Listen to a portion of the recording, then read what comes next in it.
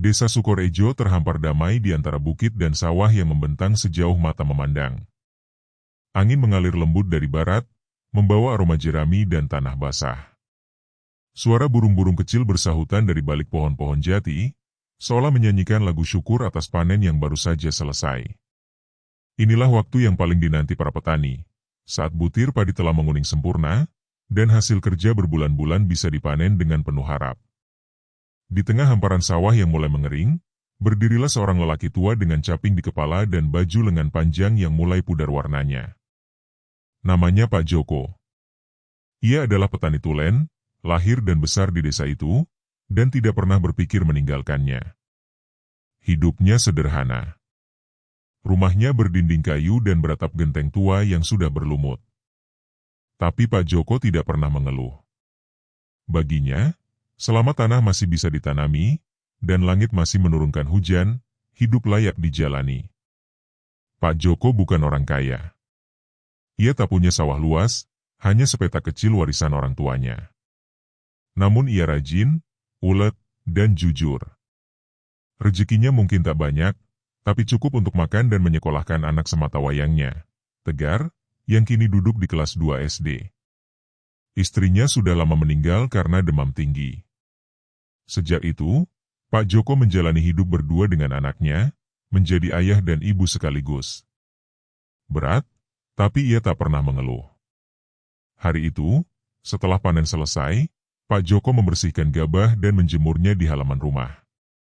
Keringat membasahi punggungnya, tapi wajahnya tetap tenang. Ia tahu, sebentar lagi akan datang orang yang menawar padinya. Dan benar saja, menjelang siang, sebuah sepeda motor tua berhenti di depan rumahnya.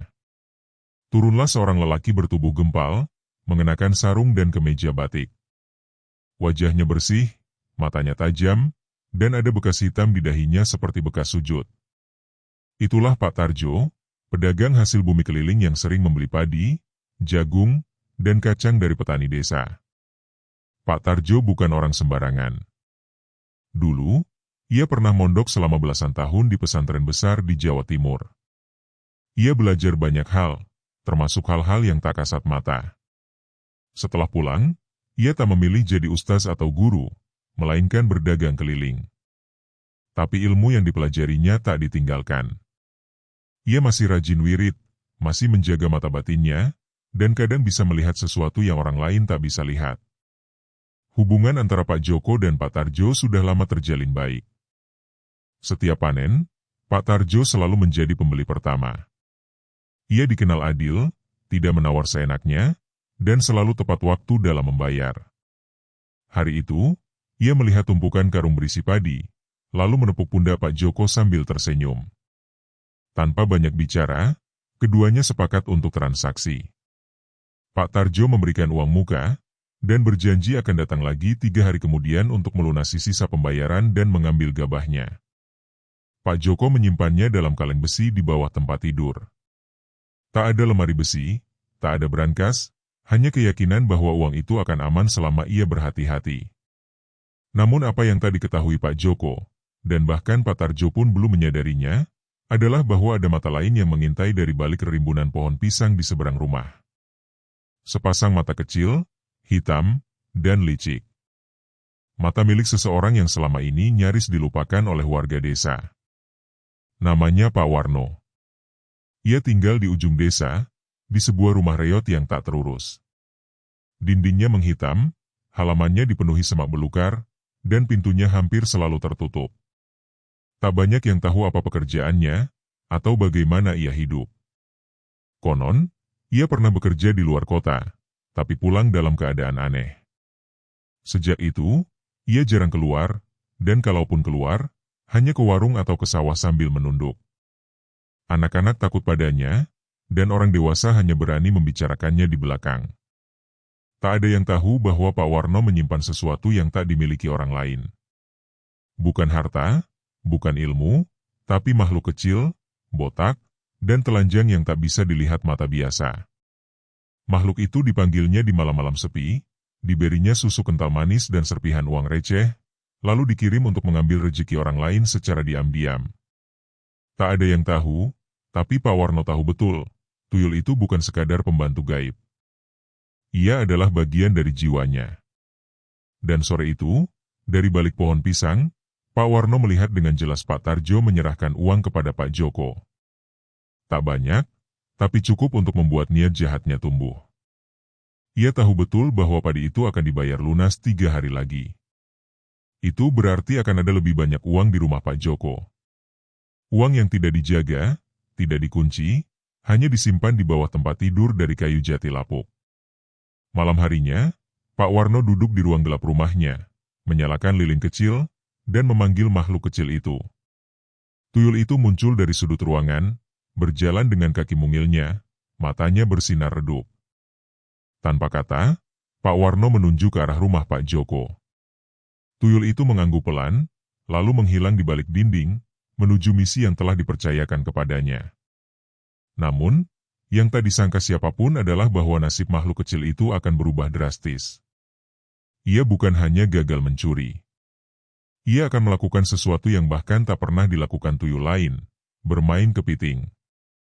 Dan dari situlah, petaka yang tak disangka akan bermula. Tapi itu belum terjadi.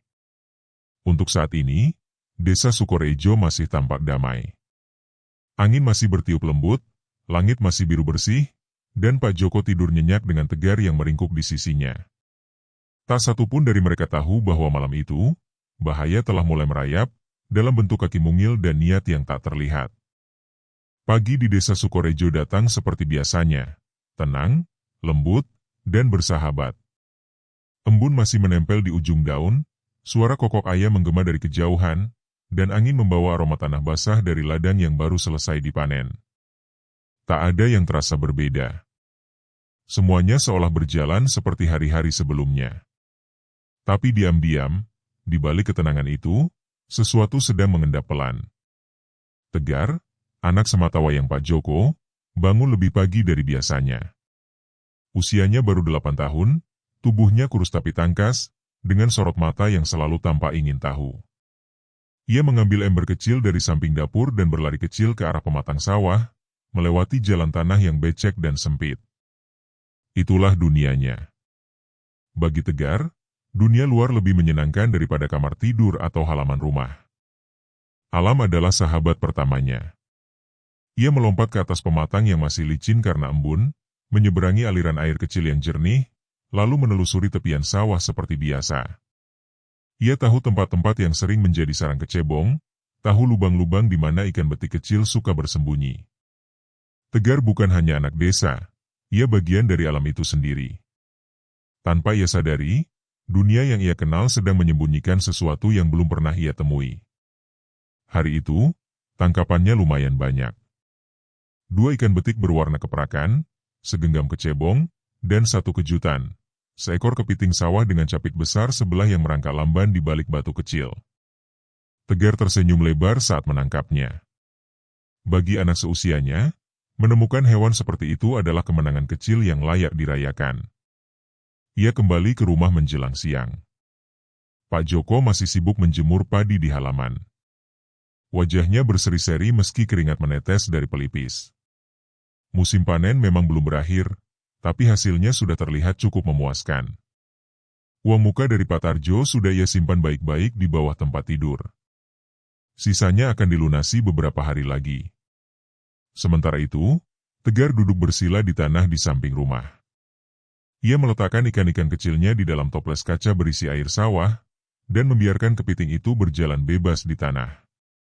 Anak itu tertawa-tawa kecil, memperhatikan hewan bercapit itu bergerak lamban. Ia mengambil ranting pohon jambu dan mulai mengarahkan gerakan sang kepiting seolah sedang bermain perang-perangan. Pohon mangga tua menaungi tempat Tegar duduk. Daunnya rimbun, menahan panas matahari dan membuat suasana menjadi sejuk. Angin berhembus ringan, menggoyangkan ujung dedaunan dan sesekali menjatuhkan kelopak kering ke tanah. Di balik pagar bambu yang tak jauh dari sana, rerumputan bergoyang pelan. Seolah ada yang merunduk di baliknya. Dari kejauhan, diam-diam, sepasang mata kecil memperhatikan Tegar. Makhluk itu tidak tinggi. Tubuhnya kerdil, kepalanya botak, kulitnya pucat seperti tak pernah disentuh cahaya. Ia muncul di malam sebelumnya, merayap pelan dari ujung desa setelah dipanggil tuannya. Tugasnya jelas, cari uang. Tapi saat pagi datang, ia belum juga kembali ke tempat asalnya. Ia berhenti di sekitar rumah Pak Joko, seolah tertarik pada sesuatu yang tidak biasa.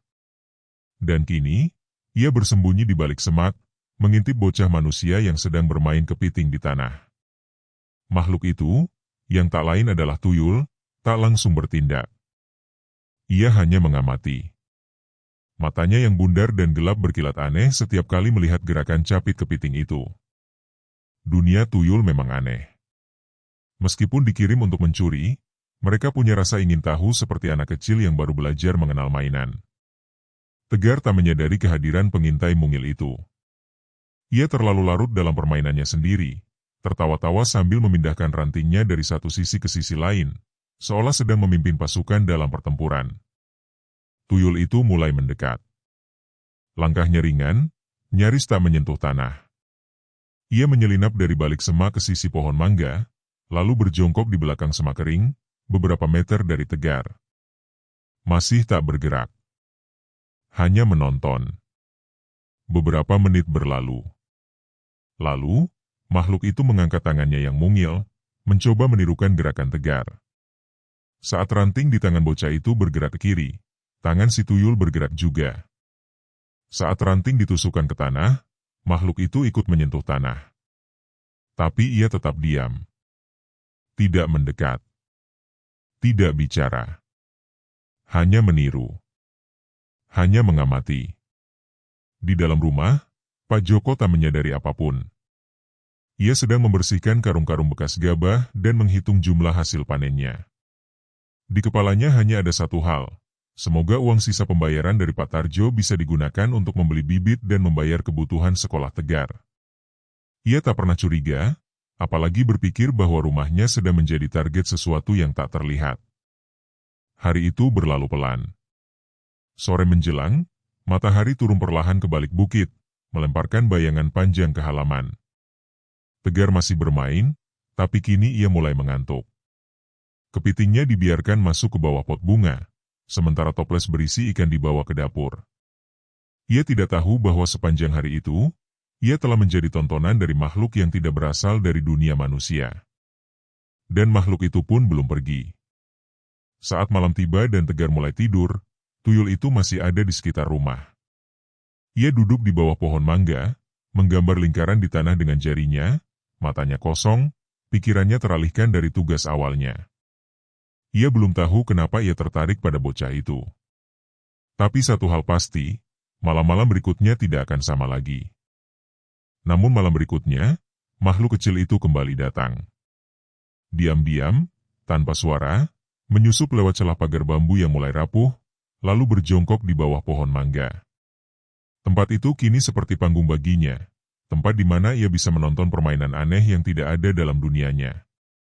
Tegar tidak tahu bahwa setiap sore menjelang maghrib, ia selalu diperhatikan.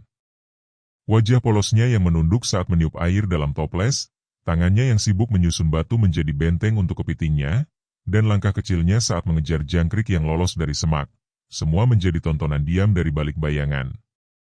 Tuyul itu tidak lagi memikirkan tugas utamanya. Ia lupa bahwa ia dikirim untuk mencuri. Ia tertarik pada sesuatu yang belum pernah ia lihat. Kehangatan. Rumah Pak Joko bukan rumah mewah. Dinding kayu sudah lapuk, genteng bocor di beberapa sudut, dan bau tanah basah selalu memenuhi ruangan. Tapi di dalam rumah itu, ada tawa, ada cerita sebelum tidur, dan ada pelukan hangat seorang ayah pada anaknya. 2 malam berlalu. 3 malam. Tuyul itu masih saja datang. Ia tidak masuk rumah, hanya mengendap-endap mengamati. Sesekali matanya terpaku pada jendela kamar Tegar yang temaram.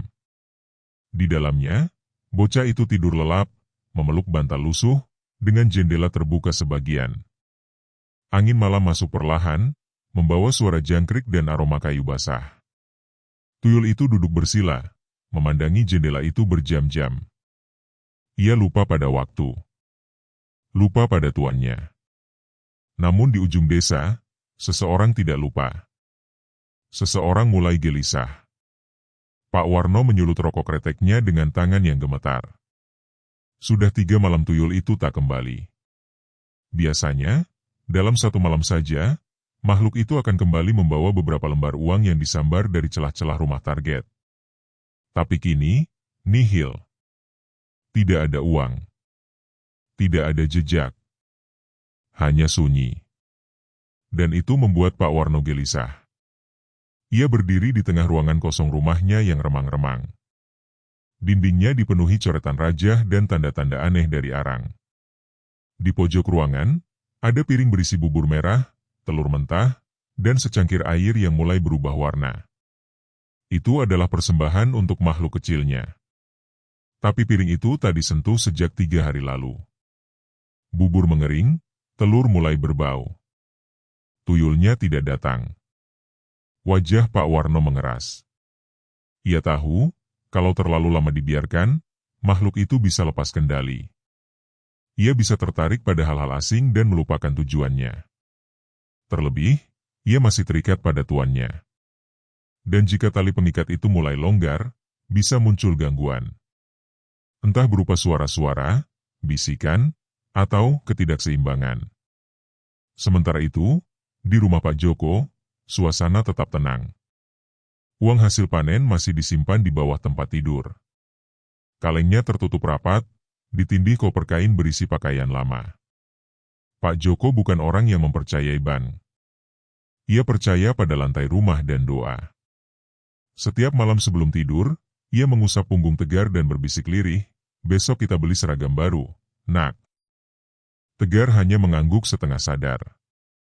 3 hari setelah pembayaran DP, Pak Tarjo belum juga datang. Bukan karena ia lupa, tapi karena urusannya di desa sebelah belum selesai. Namun ia sudah mengirim kabar lewat tetangga. Pak Joko pun menunggu dengan sabar. Ia percaya. Lagi pula, ia sudah sering berurusan dengan Pak Tarjo dan tidak pernah sekalipun dibohongi. Di hari keempat, Tegar kembali menemukan sesuatu di pematang. Kali ini bukan ikan, bukan kecebong, tapi jejak. Bekas telapak kaki kecil, lebih kecil dari miliknya, menancap samar di lumpur basah. Tegar sempat berhenti dan memperhatikannya. Jejak itu hanya satu arah.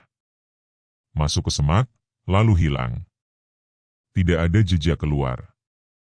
Ia pulang sambil memikirkan itu. Tapi pikirannya segera teralihkan saat melihat kepitingnya masih hidup dan kini bersembunyi di bawah pot bunga. Ia duduk bersila lagi di tempat biasa, mengambil ranting, dan mulai bermain seolah dunia di sekelilingnya tak pernah berubah. Dari balik semak, tuyul itu kembali datang. Kini ia lebih dekat. Duduk hanya 5 langkah dari Tegar. Wajahnya tampak datar, matanya menatap dalam, dan tubuhnya sedikit membungkuk ke depan. Seolah ingin menyentuh. Tapi ia tak bergerak. Ia hanya memandangi bocah itu seperti memandangi sesuatu yang dulu pernah ia miliki. Atau mungkin, sesuatu yang tak pernah sempat ia rasakan. Angin berhembus lembut. Ranting-ranting tua saling beradu pelan. Di langit, burung pipit beterbangan kembali ke sarangnya. Sore itu, tak ada yang istimewa. Tapi sesuatu sedang berubah. Ada ikatan halus yang mulai terbentuk antara dua makhluk yang tak seharusnya saling mengenal. Namun dunia tak seindah itu. Pak Warno mulai panik. Malam kelima, ia mengurung diri di dalam kamar, membaca mantra yang ia dapat dari gurunya dulu. Tapi tak ada jawaban. Tak ada bayangan, tak ada suara. Rumahnya terasa dingin. Lampu minyak berkelap-kelip. Dan di luar rumah, angin berputar-putar seolah membawa sesuatu yang tak mau mendekat. Tubuh Pak Warno menggigil. Ia tahu apa artinya. Ia kehilangan kendali. Tuyul itu tidak sepenuhnya patuh lagi. Dan jika dibiarkan, akan berbahaya. Tapi ia tidak bisa bertindak terbuka. Ia tahu bahwa jika warga desa tahu ia memelihara makhluk itu, nyawanya bisa terancam. Dulu pernah ada orang yang tertangkap memelihara tuyul, rumahnya dibakar. Ia tidak mau bernasib sama. Maka ia memilih diam. Menunggu. Menyusun rencana. Dan tuyul itu, di luar kendalinya, kini lebih sering duduk di bawah pohon mangga, mendengarkan suara tawa tegar yang lepas. Dunia kecil itu baginya jauh lebih menarik daripada lembaran uang atau perintah tuannya. Tegar tidak sadar bahwa ia sedang didekati oleh makhluk yang seharusnya mencuri dari keluarganya. Ia hanya tahu, sore-sore kini terasa lebih ramai. Meski tak ada siapa-siapa. Dan jauh di ladang sebelah, Pak Tarjo sudah selesai dengan urusannya. Ia duduk di beranda rumah singgahnya, menatap langit sore yang mulai berwarna jingga. Di dalam hatinya, sesuatu terasa janggal. Ia tidak tahu dari mana perasaan itu datang. Tapi sebagai orang yang pernah belajar ilmu kebatinan, ia tahu jika hati tak tenang, biasanya ada sesuatu yang sedang tak beres. Ia bangkit, mengambil sarung, dan bersiap pulang ke Sukorejo.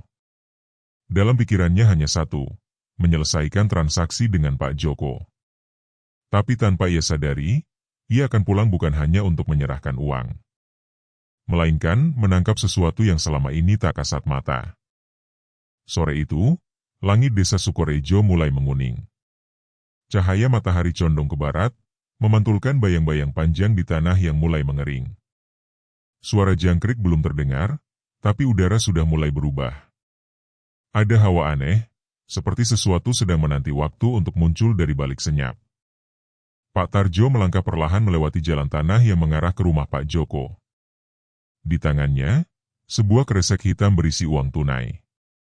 Tubuhnya dibalut sarung dan jaket tipis, tapi yang paling mencolok adalah tas selempang kecil di bawah bajunya. Di dalamnya, tersimpan botol kecil dari kaca tebal dan sebungkus kain putih bertuliskan Raja Halus. Ia tidak tahu mengapa hatinya mendesak membawa itu hari ini. Tapi langkahnya mantap. Ilmu yang dulu dipelajarinya tidak pernah membohongi perasaan. Rumah Pak Joko sudah tampak dari kejauhan. Dinding kayu tampak hangat tertimpa sinar sore. Di halaman, seperti biasa, Tegar sedang duduk bersila, memainkan sesuatu di atas tanah. Pak Tarjo tersenyum kecil. Anak itu memang tidak pernah berubah, selalu bermain sendiri, bahagia dengan apapun yang ia temukan. Namun langkah Pak Tarjo terhenti saat matanya menangkap sesuatu yang tidak seharusnya ada. Tegar memang sedang bermain di tanah, tapi ia tidak sendiri. Di hadapannya, berjongkok makhluk kecil, berkulit pucat, kepalanya botak mengilap, tubuhnya telanjang tanpa malu. Makhluk itu sedang menyentuh seekor kepiting yang bergerak pelan di tanah. Wajahnya datar, matanya hitam tak berkedip, dan tubuhnya seperti tidak berbobot. Ia bergerak mengikuti permainan Tegar, seolah sedang diajari cara bermain oleh bocah polos itu. Pak Tarjo membeku. Ia tahu apa itu. Tuyul. Dalam diam, ia mengatur napas. Matanya tak berkedip, dan tangannya perlahan merogoh tas kecil di balik bajunya. Jemarinya menyentuh permukaan dingin botol kaca, lalu berpindah ke kain rajah. Keringat mulai membasahi pelipis meski udara sore terasa dingin. Ia tidak boleh gegabah. Makhluk itu cepat. Sekali tersadar, ia bisa menghilang dalam sekejap. Sementara itu, Tegar tertawa kecil, tidak menyadari apapun yang terjadi. Baginya, makhluk di depannya hanya teman bermain yang aneh. Ia bahkan mengira itu mungkin anak kecil dari kampung sebelah yang tidak pernah berbicara. Kepiting di tanah bergerak pelan, dicolek oleh tangan tuyul, dan Tegar menyambutnya dengan tawa. Sebuah sore yang sempurna, bagi anak kecil. Tapi sore itu akan berubah menjadi awal dari sesuatu yang kelam. Pak Tarjo menunduk pelan, berdoa dalam hati, lalu mengambil langkah mantap ke arah halaman. Tuyul itu menoleh. Seketika, mata bundarnya membesar. Ia melihat sosok Pak Tarjo, dan tubuh kecilnya gemetar. Ia tahu, ia mengenali aura itu. Aura seseorang yang tidak bisa ia dekati. Aura yang pernah mengurung makhluk sejenisnya. Aura seorang penangkap. Tuyul itu melompat mundur, bersiap lari. Tapi terlalu lambat. Pak Tarjo membuka gulungan kain putih dan melemparkannya ke arah tanah. Sebuah semburan asap tipis muncul dari dalam rajah. Udara berubah. Angin berhenti. Daun yang bergoyang langsung diam. Tegar berdiri kaget, tak mengerti apa yang terjadi. Tuyul itu menjerit pelan, tidak terdengar manusia, hanya getaran samar di udara. Ia mundur, tapi tubuhnya seperti tertarik oleh kekuatan tak terlihat. Pak Tarjo maju cepat, tangan kirinya menggenggam botol, tangan kanannya membentuk mudra dari ilmu lama yang hanya dikenal segelintir orang. Sekali hentakan ke tanah, suara samar seperti gong kecil terdengar di kejauhan. Tuyul itu berteriak, lebih keras dari sebelumnya. Tegar menutup telinga, tubuhnya gemetar. Kepiting itu kabur ke balik batu. Dengan gerakan cepat, Pak Tarjo menjulurkan botol ke arah tuyul. Makhluk itu mencoba menghindar, tapi ruang di sekitarnya seperti mengunci. Pak Tarjo membaca mantranya pelan, tapi mantap. Dan saat ujung botol menyentuh dada tuyul, cahaya biru tipis muncul seperti pusaran. Dalam sekejap, tubuh mungil itu tersedot ke dalam botol, melengking tinggi, lalu hilang. Hening. Tegar duduk di tanah, terengah. Ia tidak menangis. Hanya kebingungan. Wajahnya pucat, matanya tak berkedip. Pak Tarjo menutup botol rapat-rapat dan membungkusnya dengan kain putih. Ia mendekati Tegar, menepuk pundaknya pelan. Tidak berkata apa-apa. Hanya tatapan yang menenangkan, penuh makna. Sementara itu, di ujung desa, Pak Warno terjatuh dari tempat duduknya. Tangannya mendadak kaku. Ia menjerit, tulang di jari manis tangan kanannya patah mendadak, seperti dipelintir paksa oleh sesuatu yang tak terlihat. Ia menggeliat kesakitan, napasnya memburu, keringat dingin membasahi tubuhnya. Di ruang tengah, piring berisi bubur dan telur pecah sendiri, air tumpah, dan lampu minyak padam tanpa sebab. Pak Warno tahu apa artinya. Tuyulnya telah tertangkap. Ia ingin berteriak, tapi lidahnya keluh. Ingin berdiri, tapi kakinya lemas. Malam itu, ia hanya bisa meringkuk di sudut rumah, menahan rasa perih dan kehancuran yang tidak bisa ia cegah. Dan di rumah Pak Joko, malam datang dengan sepi. Pak Joko yang baru saja pulang dari ladang, mendengar suara dari halaman dan mendapati Pak Tarjo duduk di kursi bambu, wajahnya tampak lelah. Di atas meja, kresek hitam berisi uang telah diletakkan. Mereka tak banyak bicara malam itu. Hanya saling mengangguk, saling paham. Tegar tak berkata apa-apa. Tapi matanya menyimpan sesuatu yang belum pernah ia lihat, ketakutan.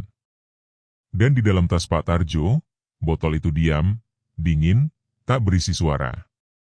Tapi jika diperhatikan baik-baik, ada kabut tipis berputar di dalamnya. Dan di balik kabut itu, dua mata kecil menatap kosong, tak bisa bicara, hanya bisa menunggu. Malam itu, semua tidur lebih cepat dari biasanya. Tapi tak ada yang benar-benar tenang. Termasuk tuyul di dalam botol. Botol itu tampak biasa saja, bening, kecil, dan tampak tak berbahaya.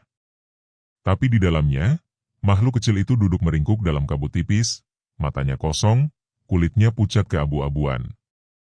Ia tidak menangis, tidak meronta lagi. Tapi perutnya keroncongan. Matanya sayu. Dan tubuhnya mulai gemetar dalam diam. Ia lapar.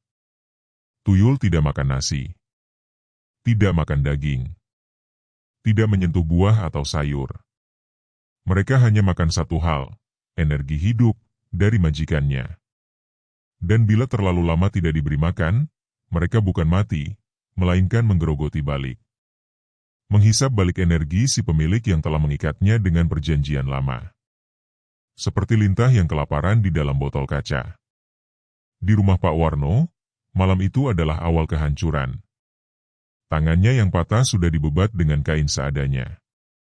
Ia tidak berani pergi ke dukun atau mantri desa, karena takut ditanya penyebabnya.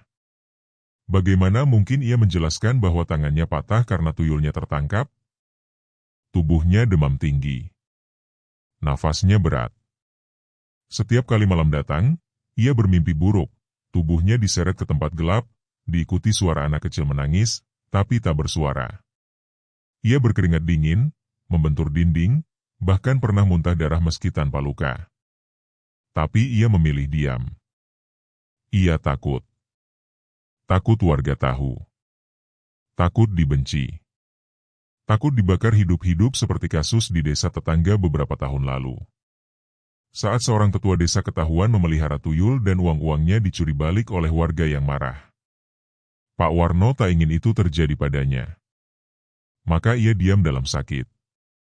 Dalam sunyi. Dalam penyesalan.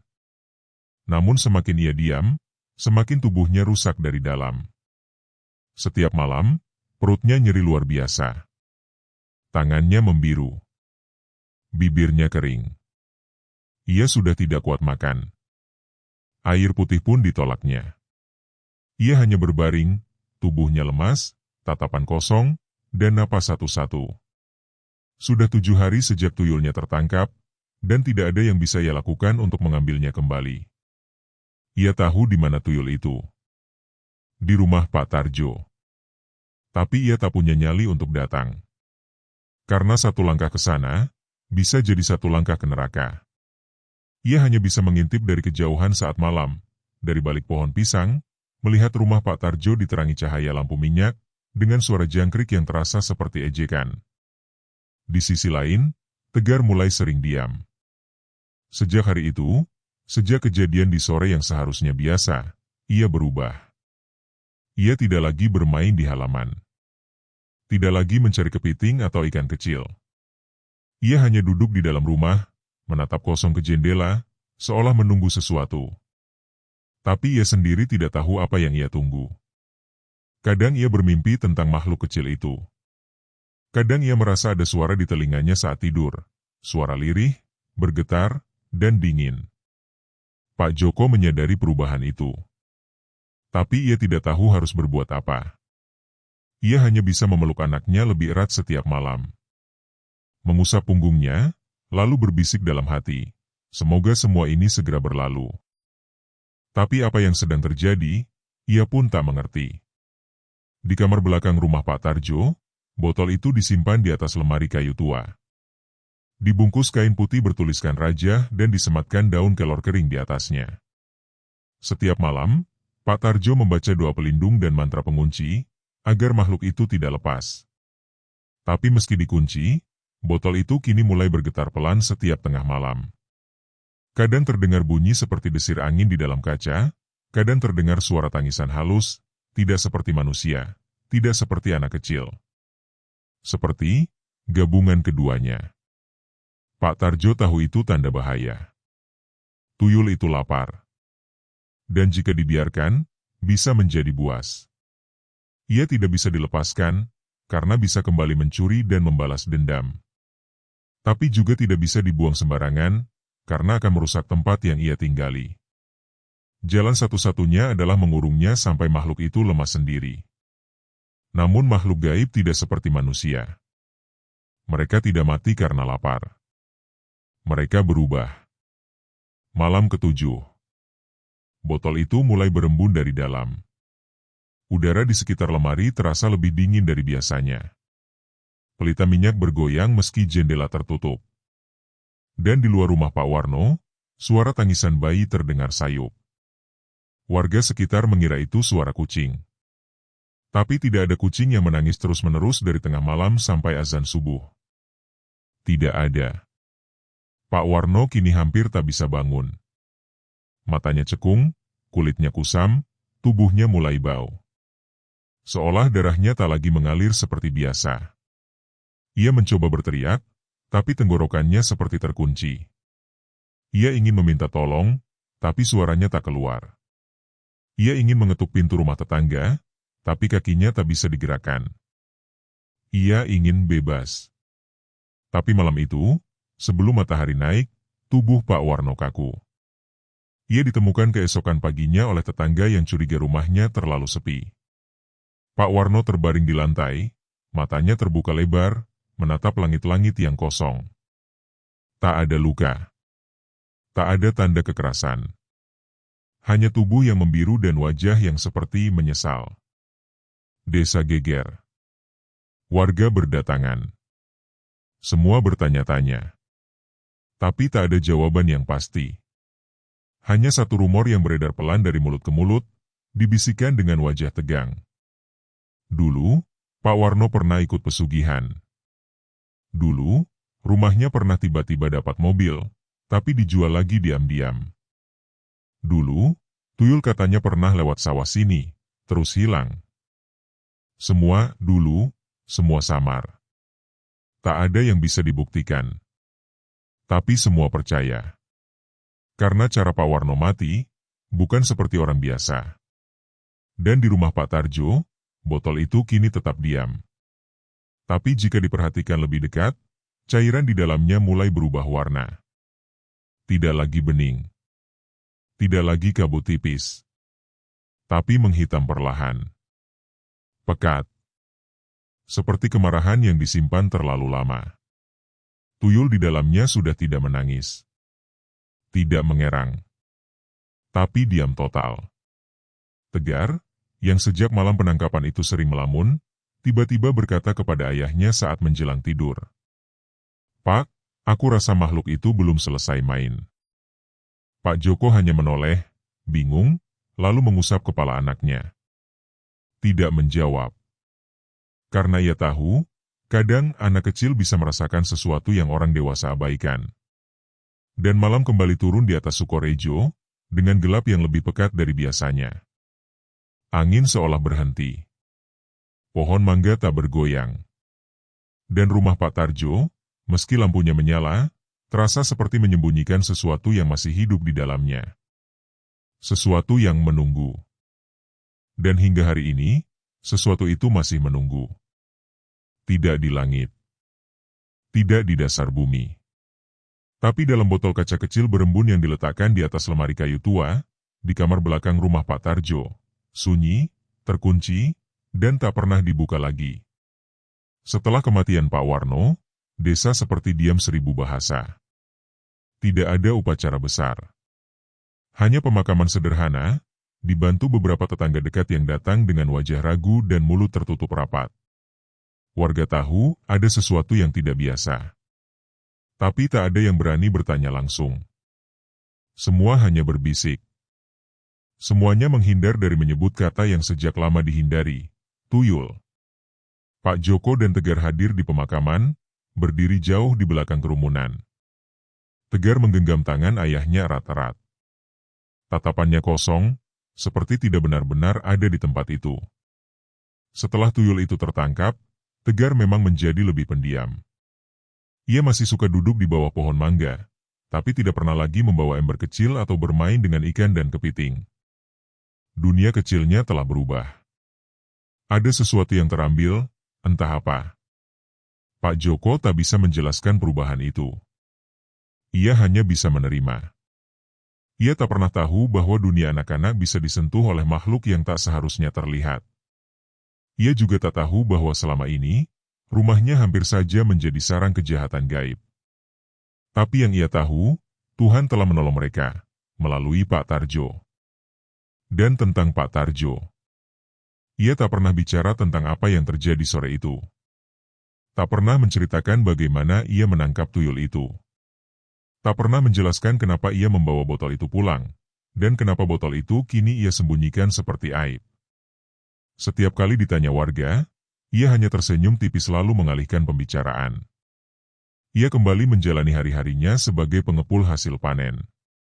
Membeli padi, jagung, kacang tanah, seperti biasa. Tapi orang-orang mulai melihat perubahan halus dalam dirinya. Matanya tampak lebih berat. Langkahnya lebih pelan. Dan setiap kali ia melewati pohon mangga depan rumah Pak Joko, ia selalu berhenti sejenak, menatap tanah di bawah pohon itu seperti sedang mengukur sesuatu yang tak terlihat. Di rumahnya, kamar belakang itu kini dikunci rapat. Tidak ada yang boleh masuk. Tidak anak-anaknya. Tidak istrinya. Tidak siapapun. Botol itu diletakkan di atas lemari kayu, dibalut 3 lapis kain rajah, dan dikelilingi cermin kecil di 4 penjuru. Tapi itu pun tak cukup. Setiap malam, Pak Tarjo mendengar suara lirih dari balik dinding kamar. Bukan suara manusia. Bukan hewan. Tapi seperti suara seseorang menggaruk permukaan kaca, pelan, konsisten, seperti sedang mengukur waktu.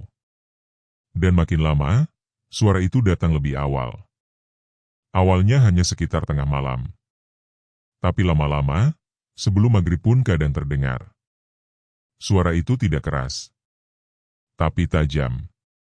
Menyusup ke dalam kepala seperti bisikan yang tidak bisa ditolak. Ia pernah bermimpi, dirinya terbangun di dalam kamar yang tak punya pintu. Di sudut ruangan, ada botol kaca yang terbuka. Dan di depan botol itu, berdiri sesosok anak kecil tanpa mata, hanya dua rongga gelap yang dalam. Makhluk itu berdiri diam, lalu tersenyum, dan menghilang dalam kabut. Sejak mimpi itu, Pak Tarjo tak pernah berani tidur tanpa membaca doa. Ia letakkan kayu kelor di bawah bantalnya. Kadang, ia menyalakan dupa. Kadang, ia hanya duduk di depan kamar itu, menatap gagang pintu dengan mata lelah.